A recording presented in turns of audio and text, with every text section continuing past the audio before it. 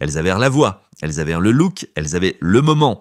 Et puis, plus rien, juste le silence, disparu, évaporé des classements, des tapis rouges, des gros titres. Vous vous souvenez de leurs noms, n'est-ce pas ? Améry, Cassie, Mia, Tweet, Blue Cantrell, Keri Hilson, Olivia, toutes des femmes qui ont fait une entrée fracassante dans l'industrie, puis ont lentement disparu en arrière-plan, comme si elles n'étaient jamais censées briller trop longtemps. Mais qu'est-ce qui s'est vraiment passé ? Parce que le talent n'était pas le problème, ces femmes savaient chanter. Elles avaient du charisme sur scène, une base de fans, des tubes indéniables. Alors pourquoi tant de stars prometteuses du R&B, en particulier des femmes, semblent-elles s'évaporer après leur premier grand succès? Pourquoi leurs carrières sont-elles écourtées, redirigées ou complètement effacées, alors que des artistes masculins peuvent vivre sur un seul tube pendant des années? Revenons un instant en arrière. Les débuts des années 2000 ont été un âge d'or pour le R&B, des clips léchés, des productions impeccables, des slow jams devenus cultes. Les maisons de disques signaient à tour de bras de jeunes femmes magnifiques, les présentant comme la nouvelle grande révélation. Et pendant un moment, c'est ce qu'elles étaient. Elles avaient des singles à succès, faisaient la une des magazines, collaboraient avec les plus grands noms du hip-hop.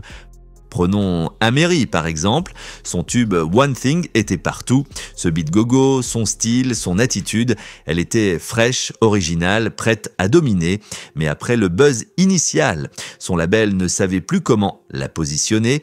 Était-elle une pop star, une fille de la rue, trop edgy, pas assez, et lorsque son deuxième album est sorti, il n'a pas été soutenu, les radios ne l'ont pas diffusé, le label ne l'a pas promu, et soudain Améry a disparu. Puis il y a eu Cassie. Me and You était un carton. Un clip minimaliste, sexy, hypnotique. Elle avait le soutien de Didi, la beauté, le mystère. Mais après un album et quelques singles éparpillés, sa carrière musicale s'est doucement arrêtée. Pourquoi ? Certains disent qu'elle n'était pas assez formée vocalement. D'autres pointent à sa relation avec Didi, qu'une fois devenue davantage sa petite amie qu'une artiste, le label l'a perçue différemment. Sa carrière a cessé d'évoluer et elle a peu à peu été réduite à un joli visage dans l'empire de quelqu'un d'autre. Et qu'en est-il de Tweet ? Son hit Oops, oh my était sensuel, audacieux, inoubliable. Elle était signée sur le label de Missy Elliott, avait son propre style et tout laissait croire qu'elle allait durer. Mais en coulisses, les jeux de pouvoir, des problèmes de distribution et des luttes personnelles l'ont éloignée de la lumière. Son deuxième album a été retardé, peu promu et finalement oublié. Ces histoires ne parlent pas seulement de marketing raté ou de mauvais timing, elles parlent d'une industrie qui ne sait pas quoi faire des femmes qui refusent d'entrer dans une case. Si vous êtes trop sexy, on ne vous respecte pas. Trop sage, on ne peut pas vous vendre. Trop franche, on vous traite de difficile. Et si vous êtes noir, la marge de manœuvre est encore plus mince, car la vérité, c'est que l'industrie musicale, et particulièrement la machine R&B, a toujours été obsédée par la prochaine grande star. Et une fois votre moment passé, ils cherchent déjà quelqu'un de plus jeune, plus flashy, plus docile. Ces femmes n'ont pas été écartées par manque de talent, elles ont été écartées parce qu'elles n'ont pas joué le jeu comme le système le voulait. Mia en est l'exemple parfait. Elle était partout à la fin des années 90 et au début des années 2000.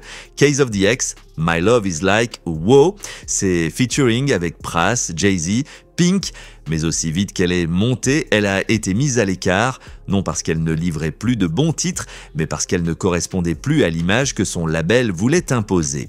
Elle a parlé ouvertement du fait d'avoir été mise de côté et du choix de devenir indépendante pour retrouver sa liberté artistique.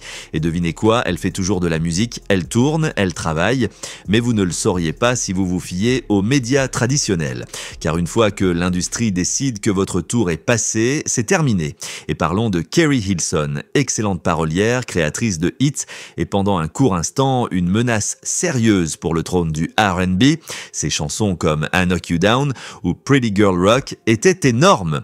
Puis sont venues les rumeurs, une prétendue pique envers Beyoncé, le backlash sur Internet, le silence de l'industrie et du jour au lendemain, elle a disparu. Était-ce vraiment à cause d'une phrase dans une chanson ou n'était-ce qu'un prétexte pour écarter une femme qui avait osé défier la reine, soyons honnêtes. L'industrie adore propulser les femmes tant qu'elles restent silencieuses, jolies et faciles à contrôler, mais au moment où elles réclament plus de contrôle créatif, contestent les décisions du label ou, Dieu nous en garde, éclipse un collègue masculin, la machine se retourne contre elles. La liste des femmes R&B qui avaient tout pour devenir des superstars et puis ont été discrètement effacées est longue. Parfois parce qu'elles sont parties d'elles-mêmes, parfois parce qu'on les a poussées dehors et parfois parce qu'elles ont été sacrifiées pour faire place à quelqu'un que l'industrie préférait. Mais si vous demandez aux fans, ces femmes n'ont jamais vraiment disparu, on écoute encore leur musique, on parle encore de leur style, on se souvient encore du frisson ressenti en entendant leur voix pour la première fois. L'industrie est peut-être passée à autre chose, mais nous, non. Beaucoup pensent que lorsqu'une artiste disparaît, c'est qu'elle n'a pas assez travaillé, qu'elle n'en avait pas vraiment envie. Mais la vérité, la plupart de ces femmes travaillaient plus dur que tout le monde, juste pour survivre en coulisses. Ce que les gens ne voient pas, c'est la face sombre de l'industrie, les contrats qui lient les femmes pendant des années, contrôlant le moindre de leurs gestes, les cadres qui promettent tout en échange d'obéissance, la pression pour sexualiser son image, adoucir ses propos, se taire face au manque de respect, tout ça pour rester vendable. Certaines de ces femmes n'étaient pas seulement des artistes, elles étaient des survivantes. Survivantes d'une gestion abusive, de relations publiques douteuses, de harcèlement sexuel, de sabotage créatif. Et quand elles ont commencé à demander un meilleur traitement, on les a traitées d'ingrates, de compliquées, de peu professionnelles. Demandez à Olivia, la chanteuse de G-Unit qui a offert à 50 Cent son plus grand refrain mélodique avec Candy Shop.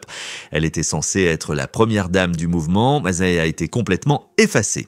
Son propre album a été sans cesse repoussé. Elle a témoigné avoir été mise de côté, ignorée, utilisée comme décoration plutôt que considérée comme une artiste à part entière. Une fois le buzz dissipé, le soutien a disparu avec, ou Christina Milian, constamment réinventée par son label, mais jamais autorisée à prendre le contrôle de son propre son. Elle pouvait chanter, elle savait danser, elle avait le charisme, mais dans les coulisses, on l'enfermait dans une image qui ne lui ressemblait pas, et quand elle a osé protester, sa carrière s'est figée. Ce n'est pas un hasard, c'est un schéma, parce que dans l'industrie musicale, être une femme talentueuse, ce n'est que la moitié du combat. L'autre moitié, c'est d'apprendre à jouer le jeu, et la plupart de ces femmes ont perdu, non pas parce qu'elles n'étaient pas à la hauteur, mais parce qu'elles ont refusé d'être des pions. Et parlons franchement du vrai problème, la race et le genre. L'espérance de vie artistique d'une femme noire est plus courte, plus stricte, plus brutale. Les stars blanches de la pop bénéficient de tolérance. Elles peuvent évoluer, échouer, revenir. Mais les femmes noires, elles ont une seule chance, peut-être deux, et si elles n'explosent pas immédiatement, ou si elles brillent un peu trop, l'industrie les traite comme une tendance passagère. Réfléchissez-y, combien d'hommes du R&B vivent encore aujourd'hui de un ou deux hits vieux de 20 ans? Ils font encore des concerts, on les appelle encore des légendes. Pendant ce temps, des femmes avec des voix capables de faire vibrer un stade sont rayées après un seul album, et quand ces femmes deviennent indépendantes, sortent leurs propres projets, construisent une fanbase fidèle hors des circuits commerciaux. On les traite de has-been au lieu de les célébrer pour avoir survécu à une industrie qui ne les a jamais protégés. Pas étonnant que certaines choisissent de s'éloigner. Certaines, comme Jasmine Sullivan, ont pris des années pour se reconstruire mentalement avant de revenir plus fortes à leurs conditions.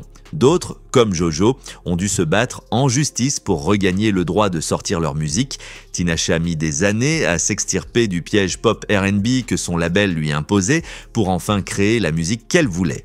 Alors peut-être que la vraie question n'est pas pourquoi ces femmes ont-elles disparu ? Mais plutôt, pourquoi l'industrie a-t-elle été si rapide à les faire taire? Car disparaître n'est pas toujours un choix. Parfois, c'est une sortie forcée, parfois c'est une punition pour avoir parlé. Et parfois, c'est le seul moyen de survivre avec son âme intacte. Ces femmes n'ont pas échoué, elles ont été trahies par un système qui ne les a jamais vues comme des êtres humains à part entière, mais comme des produits. Elles n'ont pas disparu, elles ont été effacées, reformatées ou ignorées. Et le fait que nous nous souvenions encore d'elles, que nous les écoutions encore, que nous les cherchions, que nous continuions à les soutenir, ça dit tout. Ça signifie que leur impact ne s'est jamais estompé. Ça signifie que l'amour toujours été réel, même si la machine ne savait pas comment le gérer. Ça signifie que peut-être elles étaient trop vraies pour une industrie fondée sur l'illusion. Alors la prochaine fois que quelqu'un demande « Qu'est-ce qu'elle est devenue ?», répondez-lui « Elle n'a pas disparu, on l'a réduite au silence. Mais elle n'a jamais été oubliée ». Partagez vos pensées dans les commentaires et restez connectés pour plus de vraies histoires de stars.